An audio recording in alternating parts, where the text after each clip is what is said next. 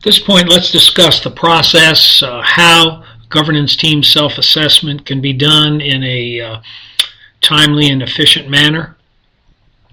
Suggested that boards, superintendents make this an annual event, as they do superintendent evaluation annually also. And much like we suggest they do at superintendent evaluation, we suggested in the middle of the year they do a run through and do a assessment of halfway through the year.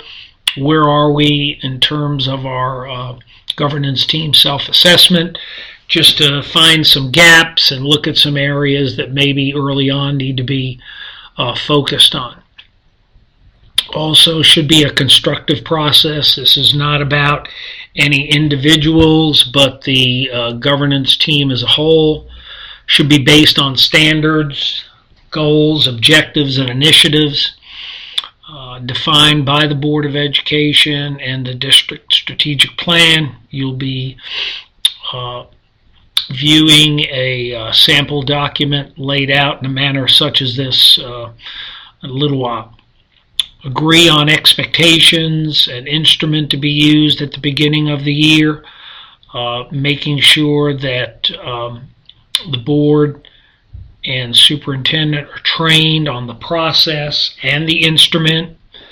Again, the discussion of this early on should occur to make sure that there's consensus on the areas that the self-assessment will address. Also, establish and approve a timeline.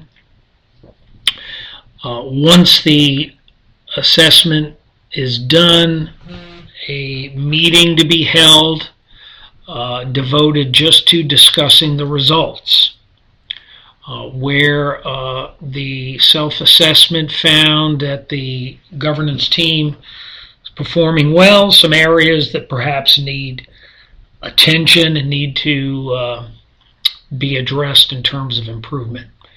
And that would lead to our final piece, which would result in an action plan for improvement, the self-assessment actually being completed with an action plan for improvement to be looked at a later date.